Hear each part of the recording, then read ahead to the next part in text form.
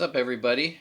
So I got something to show you here that I'd basically kind of forgotten about for 4 years.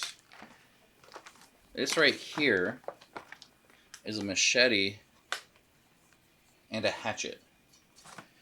And so I think the first time that Riley had a pretty big kind of manic paranoia episode. I don't remember the exact date. I'm pretty sure it was fall 2020 though.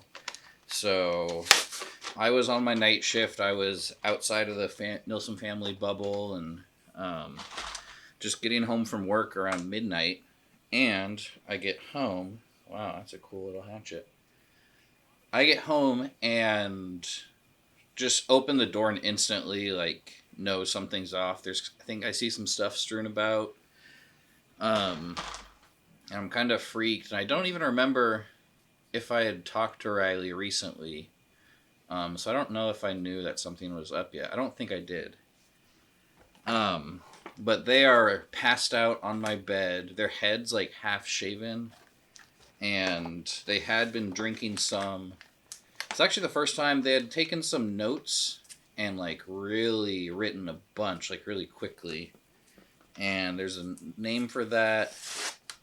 I forget what the name is, but just hypergraphia. I think it's hypergraphia.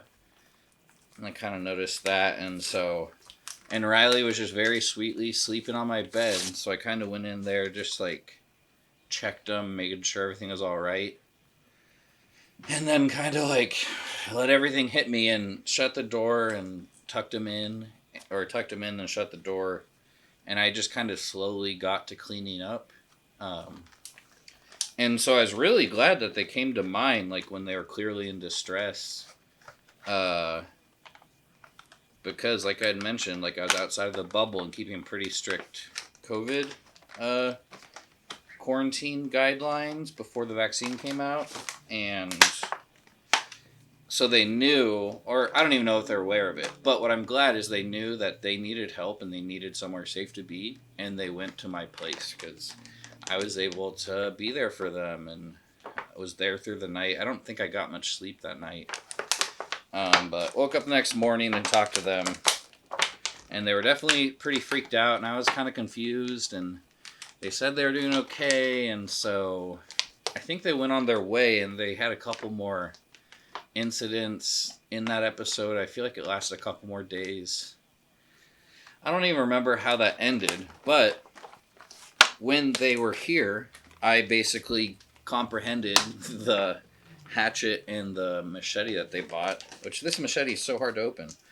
It's almost like I wish I had something sharp. Here we go. Oh, that's a sharp-ass hatchet. But, so they were definitely in a very paranoid, worried, fearful state. And, this is when they still had a car, and I think they still had a job. I don't remember if they were still at Fred Meyer. But, so, I think a machete like this is basically the biggest kind of weapon that you can just get. And that's a common thing I've heard about is there's someone wandering around town with a machete. And, I do think it happens a lot, partially because it's the closest weapon you can get. And I don't think clearly Riley didn't brandish this or anything. But it stems so much more from fear and defensiveness than aggression, I think. God, this thing is hard to open. Maybe it's because I'm also trying to talk really poignantly. But yeah, so I'm really glad that I took this from them. I may have asked, or I may have just hidden it away. I put it in my closet. But they were definitely still struggling after they left. And while I don't think they would have done anything with this, it's just, it's nice to know that I was there for them and I offered that level of protection and care. And it also brings into focus, when they died, they were doing so much better with their mental health, which is hard to reckon with because they died. But, when you've gone through machete confiscation fear, they had made just so many improvements, and we all had made so many improvements since then. And so I really wish I could have given this back to him. Maybe we could have had a laugh about it, but that's not where it's at now. But I got a cool blade. Like, one thing Riley and I always loved was the $10,000 silver dollar. It's a stop, a gas stop, a truck stop type thing. It's either in Idaho, but I think it's right in Montana. But they had the most awesome swords and knives and nunchucks and all that crap, and we'd always check it out. We got several things through there from through the years, but Riley definitely loved a blade, and I hope that this machete treats me well.